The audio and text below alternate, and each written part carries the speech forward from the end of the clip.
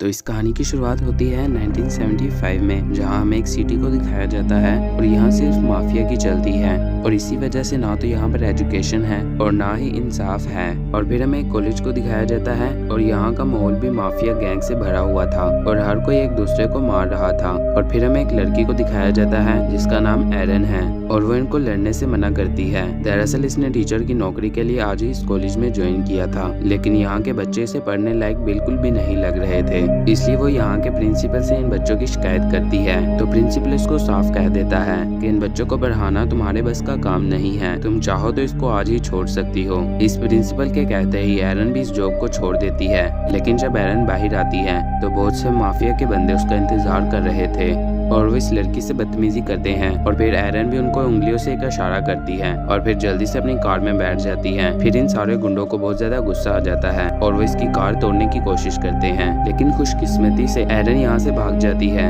अब बहुत ज्यादा रात हो चुकी थी और एरन अपनी कार एक बेसमेंट में खड़ी करती है और एरन अब बहुत ज्यादा डरी हुई थी और वो बार बार आगे पीछे देख रही थी। एरन लिफ्ट का बटन दबाती है, लेकिन अचानक लिफ्ट में से एरन किसी को देखकर बहुत ज्यादा डर जाती है, लेकिन वो और कोई नहीं उसका भाई था और इसका नाम कार्ल था। एरन अपने भाई से बहुत ज्यादा प्यार करती थी क्योंकि अब इन दोनों के माँ बाप मर चुके थे। एरन बहुत ज्यादा डरी हुई थी। एरन अपने भाई को बताती है कि उसने जिस जॉब को ज्वाइन किया था जो इसके साथ आज कॉलेज में हुआ था और इसी वजह से एरन ने अपनी जॉब छोड़ दी है। और फिर कार्ल कहता है कि तुम देखना, मैं उसी कॉलेज में टीचर बनकर जाऊंगा। फिर एरन कहती है कि पूरी तैयारी के साथ जाना क्योंकि वो बच्चे बहुत खतरनाक हैं, वो बच्चे नहीं माफिया हैं।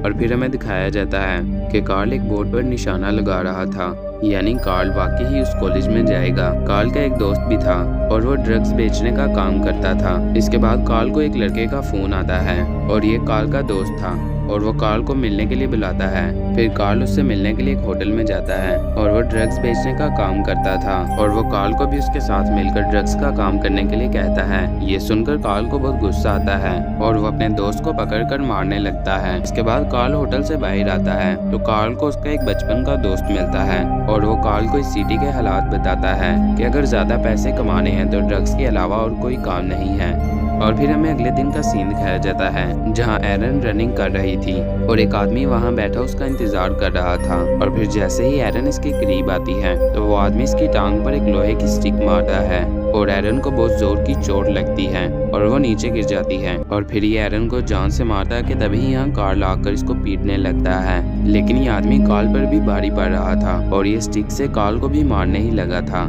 कि तभी वहाँ पुलिस आ जाती है और ये यहाँ से भाग जाता है। और फिर कार्ल एरन को हॉस्पिटल लेकर जाता है और फिर हमें पता चलता है कि एरन की दोनों टांगें टूट चुकी हैं। कार्ल को कुछ समझ नहीं आता। कार्ल सोचता है कि आखिर वो कौन हो सकता है और उसकी एरन के साथ क्या दुश्मनी थी, लेकिन एरन पहचान जाती है कि जरूर उन्हीं गुंडों ने एरन की टांगें तुड़वाई हैं जिन्हों को उस दिन एरन ने छेड़ा था। और फिर हमें दिखाया जाता है कि कार्ल पुलिस को भी ये बात बताता है, लेकिन पुलिस से भी कार्ल को कोई रिस्पॉन्स नहीं मिलता। और फिर हमें अगले दिन का सीन दिखाया जाता है कि कार्ल अपनी कार में बैठकर पूरे जोश के साथ उस कॉलेज में पढ़ाने के लिए जाता है। और फिर कार्ल वहाँ के प्रिंसिपल से कहता है कि मैं यहाँ कोई जॉब ढूंढ रहा हूँ, अगर मिल जाए तो। फिर ये प्रिंसिपल कहता है कि जरूर, अगर तुम जॉब ढूंढ रहे हो तो इस कॉलेज में कमी नहीं है। फिर ये प्रिंसिपल कार्ल को इसकी एक क्लास दिखाता है जो कि माफिया से भरी हुई थी। और फिर ये प्रिंसिपल कार्ल से कहता है कि गुड लक, अगर हिम्मत है तो छोड़ना मत जाओ। कार्ल कहता है कि तुम बेफिक्र हो जाओ। इसके बाद हमें उस क्लास को दिखाया जाता है जहाँ कार्ल ने आज पढ़ाना था, लेकिन ये क्लास नहीं थी बल्कि यहाँ डिस्को डांस चल रहा था और जोरों से गाना लग रहा था। जब कार्ल यहाँ आता है तो वो ये देखता है कि ये लोग माफिया नहीं कोई और ही कैटेगरी है, जहाँ देखो मुंह मारना शुरू कर देते हैं। और फिर कार्ल इनको क्लास के अंदर भेजता है और फिर जब कार्ल क्लास को देखता है और फिर कार्ल इनका म्यूजिक बंद करता है और बाहर का दरवाजा भी बंद कर देता है।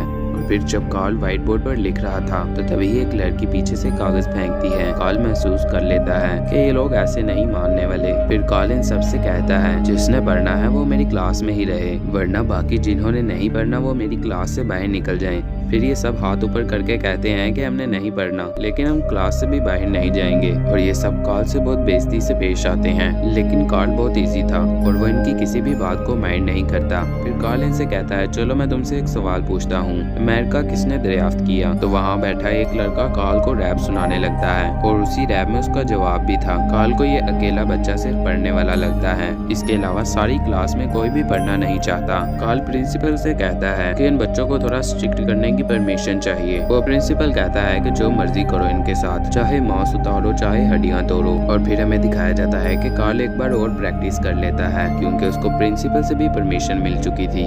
और फिर अगले दिन कार्ल पूरे जोश में आता है और इनके साथ बहुत सख्त पेश आता है और कार्ल वाकई ही बहुत ज्यादा गुस्से में था। लेकिन बच्चे आज भी पहले की तरह कार्ल की बेइज्जती कर रहे थे। फिर कार्ल व्हाइट बोर्ड पर लिखना शुरू करता है और कार्ल आज पूरी तरह से तैयार था और वो क्लास में एक एक आहट को सुन रहा था। एक बच्चा कार्ल पर कुछ फेंकता है लेकिन कार्ल उसको कैच करके उसी के मुंह पर मारता है और फिर कार्ल इनकी अच्छी खासी धुलाई करता है। और कार्ल ये भी जानता था कि क्लास में किस किस के पास चाकू है। अगर कोई भी कार्ल की बात नहीं मानता तो कार्ल उनकी धुलाई करता और कार्ल इन सबसे एक बात कहता है कि मैं प्रिंसिपल से परमिशन ले चुका हूँ, इसलिए कोई भी मेरे सामने होशियारी मत करे वरना मैं उसको जान से मार दूंगा। ये सुनकर बच्चे भी बहुत ज्यादा डर जाते हैं कि कार्ल वाकई ही किसी को मार ना दे। और फिर हमें पता चलता है कि कार्ल अपने बैग में रोज एक कैमरा लाता था जिससे वो बाहर की फुटेज देखता था। और फिर तभी कार्ल देखता है कि प्रिंसिपल उसकी क्लास की तरफ ही बढ़ रहा है। फिर कार्ल जल्दी से बैग बंद कर देता है और फिर हमें अगले दिन का सीन दिखाया जाता है जहाँ कार्ल की क्लास में कुछ नए बच्चे आते हैं कार्ल को तंग करने के लिए।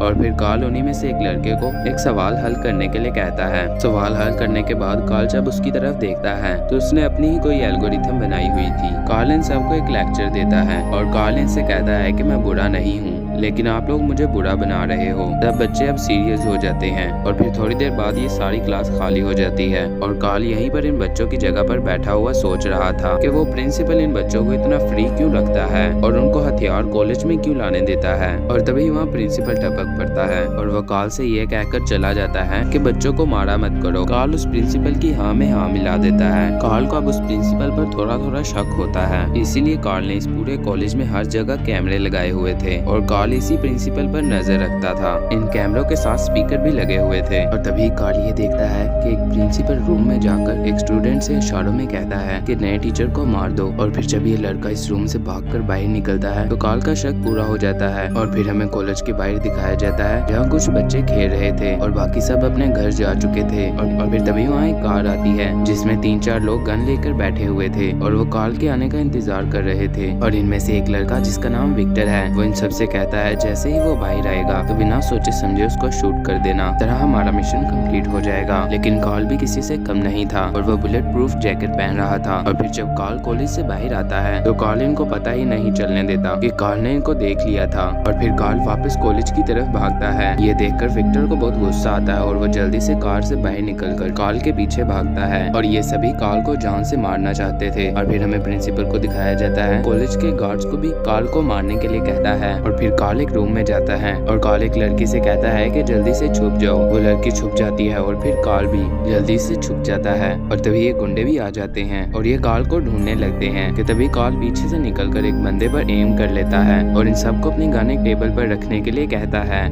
और फिर कार्ल वो टेबल एक औरत को देता है और उसको कहता है कि इसको 5 मिनट में बाहर ले जाओ और जल्दी से पुलिस को कॉल करो। कार्ल अपनी बंदूक एक डब्बे में रख देता है और फिर इनकी अच्छी खासी धुलाई करता है। लेकिन लड़ाई के दौरान एक आदमी कार्ल की बंदूक उठा लेता है और तभी कार्ल भी इनके सामने आ जाता है और ये लड़का कार्ल को शूट कर देता है और कार्ल मर जाता है। और ये दोनों गुंडे भी यही समझते हैं कि कार्ल मर गया है। और फिर विक्टर अपने दूसरे दोस्त से कहता है कि उस औरत को भी मार दो जो हमारी गन लेकर गई है। लेकिन तभी कार्ल आकर इस गुंडे को पकड़कर पीटने लगता है और वो बूढ़ी औरत कार्ल को जिंदा देखकर बहुत हैरान थी। कार्ल ने नीचे बॉडी आर्मर पहन रखा था और फिर कार्ल देखता है कि उस गोली का घाव कार्ल के जिस्म पर बहुत गहरी तरह से लगा है और कार्ल को उससे बहुत दर्द भी हो रहा था। और फिर कार्ल उससे गन लेकर नीचे रखता है। इसके बाद जब कार्ल नीचे आता है तो वो प्रिंसिपल कार्ल को देखकर हैरान हो जाता है और फिर कार्ल उस प्रिंसिपल से कहता है कि तुम मुझसे मिलना चाहते थे। फिर ये प्रिंसिपल कहता है कि नहीं, बस वैसे ही। और फिर कार्ल कहता है कि ठीक है, अगर मेरी मदद की जरूरत हुई तो मैं हाजिर हूँ। और ये प्रिंसिपल ये सोचने पर मजबूर हो जाता है कि आखिर कार्ल जिंदा कैसे बच गया। लेकिन कार्ल भी इन सब का बाप था और वो हर चीज का पहले ही बंदोबस्त करके रखता है। इसके बाद हमें उसी आदमी को दिखाया जाता है यानी विक्टर, और वो एक बंदे से मिलता है जिसने कार्ल की बीवी पर हमला किया था। और ये दोनों एक होटल में आपस में इशारे से बात कर रहे थे और ये दोनों आज रात बहुत सारे ड्रग्स बेचकर बहुत मोटा पैसा कमाने वाले थे। और अब रात हो चुकी थी और ये दोनों एक शिप का इंतजार कर रहे थे। और मजे की बात ये थी कि कार्ल भी इन दोनों को मारने के लिए यहीं पर था और उसका एक दोस्त भी था। दरअसल यहाँ पे एक ड्रग डीलर आना था जो कि दूसरी सिटी का था और उसी को इन्होंने माल बेचना था और उसी ड्रग डीलर से इनको पैसे मिलने थे। और तभी वो ड्रग डीलर भी यहाँ आ जाता है तो ये लोग ड्रग्स बेचकर उनसे पैसे लेते हैं और ये दोनों पैसों से भरा बैग लेकर बहुत खुशी से जा रहे थे। तभी यहाँ कार्ल आ जाता है और वो इन पर एम कर लेता है और वो इनको मारता नहीं है। फिर कार्ल का दोस्त उन दो लोगों को मार देता है जो कि ड्रग्स डीलर थे। कार्ल भी इन दोनों को मारने ही लगा था कि तभी यहाँ एक आदमी आ जाता है और वो कार्ल पर एम करके उसकी गन खींच लेता है और फिर ये दोनों गुंडे कार्ल को बहुत बुरी तरह पीटते हैं। लेकिन जब एक आदमी कार्ल पर हमला करने वाला था कि तभी दूसरा आदमी इसको शूट कर देता है और फिर हमें पता चलता है ये कार्ल का दोस्त है और ये कार्ल के साथ बस एक मजाक कर रहा था। और फिर ये आदमी कार्ल से कहता है कि कैसा लगा मेरा मजाक। कार्ल इसकी तरफ गुस्से से देखता है और कहता है कि बहुत बुरा लगा। फिर ये आदमी कार्ल से कहता है कि गुस्सा मत करो, गुस्सा हराम होता है। और फिर हमें दिखाया जाता है कि कार्ल का दोस्त उन ड्रग डीलर का सारा सामान और जितने भी पैसे थे वो अपने पास रख लेता है और ये कार्ल को भी एक बैग पैसों का देते हैं। लेकिन कार्ल को पैसों की जरा सी भी जरूरत नहीं थी और वो उस बैग को उठाकर समंदर में फेंक देता है। लेकिन इसके दूसरे दोस्त वो एक बैग पैसों का अपने पास ही रख लेते हैं।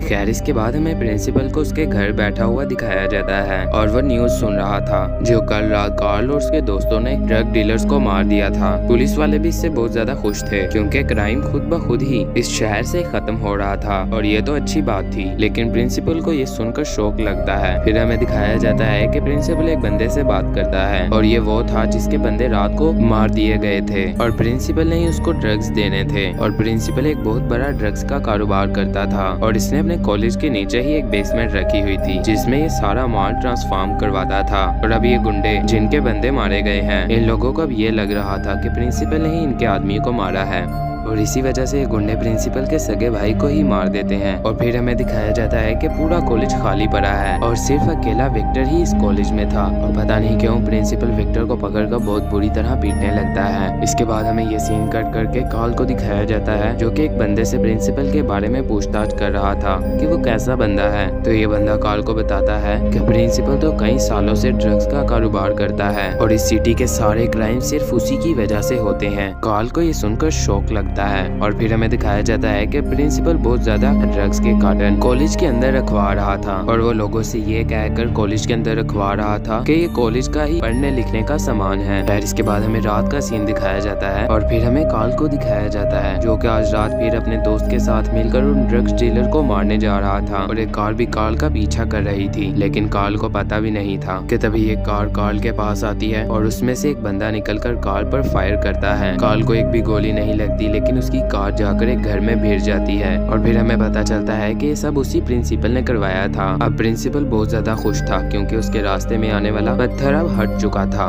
यानी कार्ल मर चुका है। यानी प्रिंसिपल समझ रहा था कि कार्ल अब मर चुका है। और फिर हमें दिखाया जाता है कि कॉलेज की सारी लाइट्स बंद हो जाती हैं और अब रात के 11:30 बज रहे थे और कॉलेज में एक ऐलान किया जाता है कि जो कोई भी कॉलेज में है वो अपने घर चला जाए क्योंकि अब रात हो चुकी थी और कॉलेज के सारे दरवाजे और गेट अब बंद हो चुके थे। लेकिन दो लोग जो कि कॉलेज के अंदर ही फंस जाते हैं और वो प्रिंसिपल को ही ढूंढ रहे थे क्योंकि इन्होंने कॉलेज से बाहर भी तो निकलना है और ये चाबियां लेने के लिए प्रिंसिपल को ढूंढ रहे थे कि तभी इनको प्रिंसिपल नजर तो आ जाता है लेकिन ड्रग्स का काम करते हुए। और अब ये दोनों बहुत ज्यादा डर जाते हैं क्योंकि इन्होंने प्रिंसिपल को ड्रग्स का काम करते हुए देख लिया था और अब प्रिंसिपल इनको जिंदा नहीं छोड़ने वाला था। लेकिन ये प्रिंसिपल को तो नहीं नजर आते लेकिन इनका साया प्रिंसिपल को नजर आ जाता है और फिर तभी इन दोनों के हिलने जुलने की आवाजें भी प्रिंसिपल के कानों में गूंजने लगती हैं और अब प्रिंसिपल विक्टर को चेक करने के लिए भेजता है और ये दोनों अपनी जान बचाने के लिए कॉलेज में कोई जगह ढूंढते हैं। और अब विक्टर ने भी इन दोनों को देख लिया था और विक्टर के साथ 5-6 आदमी बंदूक लिए और भी थे। अगर विक्टर अकेला होता तो ये दोनों अपनी जान बचा लेते लेकिन वो बहुत सारे आदमी थे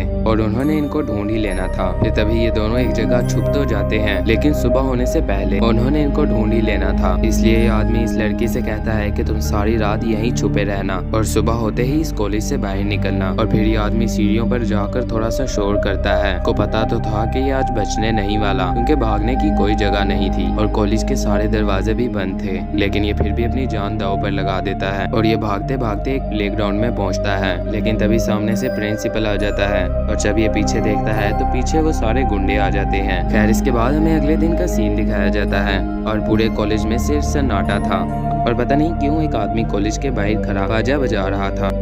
और तभी यहाँ कार्ल आ जाता है और वो इससे कहता है कि थोड़ा जोर से बजाओ। लेकिन जब कार्ल इस कॉलेज में आता है तो कार्ल को पता लगता है कि प्रिंसिपल इस कॉलेज से हमेशा हमेशा के लिए छोड़कर भाग गया है। फिर कार्ल एक लड़के से कहता है कि आज तुम मेरी क्लास संभालो, क्योंकि मैं जरूरी काम से कहीं पर जा रहा हूँ। फिर हमें दिखाया जाता है कि ये लड़का कार्ल की क्लास में पढ़ाने के लिए आता है और ये कार्ल की तरह एक्टिंग करके उनको पढ़ाने की कोशिश करता है। लेकिन वो बच्चे अब किसी की बेइज्जती नहीं करते, क्योंकि कार्ल के उस दिन वाले लेक्चर से ये बच्चे बहुत ज्यादा इमोशनल हो गए थे और ये अब क्लास में सीरियस रहते थे। और ये बच्चा इनको रैप सुनाकर पढ़ाता है, क्योंकि इसको रैप के अलावा आता ही क्या है।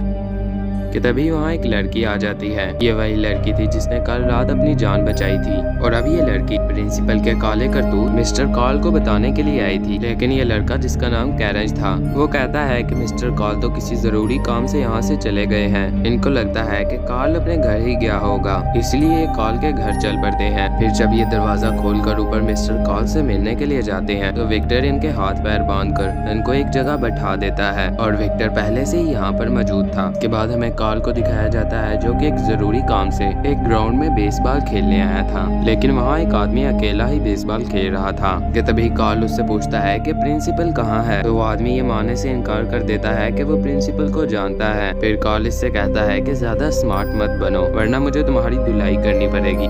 ये सुनकर ये आदमी काफी ज्यादा डर जाता है और कार्ल पर हमला करता है और यहाँ से भागकर अपनी जान बचाने की कोशिश करता है, लेकिन आगे भागने की जगह ही नहीं थी और कार्ल इसको पकड़कर बहुत ज्यादा पीटता है। और तभी ये बताता है कि प्रिंसिपल कार्ल के घर गया है। अब कार्ल समझ जाता है कि आगे क्या होना है, इसलिए कार्ल एक जगह से चाकू पकड़ लेता है और कुछ चाबियां भी। और यहाँ विक्टर कार्ल के आने का इंतजार कर रहा था और फिर तभी बेड से बेल बजती है और विक्टर एरन को पकड़कर दरवाजे के करीब लेकर जाता है। तो हमें पता चलता है कि वो कार्ल नहीं कोई और ही आदमी है, लेकिन उसकी आवाज थोड़ी थोड़ी कार्ल के साथ मिलती थी। और बाहर जो आदमी आया था वो एरन के लिए फूलों का गुलदस्ता लाया था। फिर विक्टर दरवाजे से बाहर देखता है कि कोई पुलिस वाला तो नहीं है, लेकिन वो वाकई ही कोई डिलीवरी बॉय था। फिर विक्टर एरन से कहता है कि ये गुलदस्ता लो और इसको यहाँ से जाने के लिए कहो, लेकिन वो और कोई नहीं बल्कि कार्ल था और वो इनको मारने की कोशिश करता है लेकिन नहीं मार पाता और विक्टर इसको पकड़ लेता है और कार्ल को हिलने से मना करता है, वरना वो कार्ल को शूट कर देगा। फिर विक्टर उस प्रिंसिपल को कॉल करता है लेकिन वो नहीं उठाता और फिर दोबारा से कोई दरवाजे पर आता है और फिर तभी कार्ल मौका देखते ही अपना चाकू निकाल कर एक आदमी पर हमला करता है और उसकी गन से दो आदमी को मार देता है, लेकिन वो विक्टर को नहीं मार पाता क्योंकि विक्टर ने एरन को पकड़ लिया था। और फिर तभी विक्टर कार्ल को शूट करने ही वाला था कि तभी कार्ल का स्टूडेंट विक्टर को ही शूट कर देता है और यहीं पर विक्टर का खेल तमाम हो जाता है और अब बच गया प्रिंसिपल। और अब कार्ल का यही मिशन था कि बस किसी तरह प्रिंसिपल को खत्म करना है। कार्ल इसलिए प्रिंसिपल को खत्म करना चाहता था क्योंकि आखिर प्रिंसिपल ने भी तो कार्ल पर हमला किया था और वो भी तो कार्ल को मारना चाहता था और उसने एक बार नहीं बल्कि 2 बार हमला किया था, लेकिन कार्ल दोनों बार बच जाता है। और अब कार्ल प्रिंसिपल को मारने के लिए जाता है और एरन बहुत ज्यादा रो रही थी और वो कार्ल से कहती है कि तुम कहाँ जा रहे हो। कार्ल उसको कहता है कि जो मर्जी हो जाए। कार्ल कहता है कि मैं तुम्हारे पास जरूर लौटूंगा। खैर, इसके बाद हमें प्रिंसिपल को दिखाया जाता है जो अपने बच्चे कुछ 4-5 गुंडों के साथ घूम रहा था और फिर कार्ल उस जगह पर आता है जहाँ उस प्रिंसिपल ने बहुत सा ड्रग्स सेव किया था, लेकिन वहाँ उस प्रिंसिपल के बहुत से आदमी भी थे और प्रिंसिपल भी उसी कॉलेज के पास ही था। और तभी वहाँ प्रिंसिपल भी आ जाता है। कार्ल और उसका दोस्त दोनों एक कमरे में छुपे हुए थे और वो प्रिंसिपल कार्ल को लालच में लाने की कोशिश करता है क्योंकि प्रिंसिपल को लगता है कि कार्ल ने उसके डीलरशिप पर इसलिए हमला किया था क्योंकि कार्ल को पैसों की जरूरत थी, लेकिन कार्ल को पैसों की जरूरत नहीं होती, इसीलिए कार्ल बेफिक्र होकर मुस्कुराता है। लेकिन तभी एक आदमी स्नाइपर से कार्ल के दोस्त को शूट कर देता है और फिर यहाँ बहुत फायरिंग होती है और साथ ही साथ कार्ल यहाँ पर सारे ड्रग्स भी बम से उड़ा देता है ताकि कार्ल मरे तो उसके साथ प्रिंसिपल का सारा धंधा भी चौपट हो जाए। और इस लड़ाई में कार्ल की मदद के लिए कार्ल का एक एक फनी दोस्त भी उसकी मदद के लिए पहुंच जाता है, लेकिन इसी लड़ाई के दरमियान उसको गोली लग जाती है। और फिर आखिर में हमें कार्ल और प्रिंसिपल की फाइट को दिखाया जाता है। कार्ल प्रिंसिपल को भी मारने ही लगा था कि तभी प्रिंसिपल के हाथ गन लग जाती है और फिर वो कार्ल पर एम कर लेता है और वो कार्ल को शूट करने ही वाला था कि तभी कार्ल का एक फनी दोस्त मारते मारते कार्ल की जान बचा लेता है। और फिर जब कार्ल इस कॉलेज से बाहर आता है तो उसका एक बचपन का दोस्त जख्मी पड़ा हुआ था और यही दोनों इस पूरी लड़ाई में जिंदा बचे थे। और इसी के साथ एक प्यारी सुबह हो जाती है और थोड़ी ही देर में यहाँ बहुत सी पुलिस भी जमा हो जाती है और बस यही दिखाते हुए ये मूवी यहाँ खत्म हो जाती है।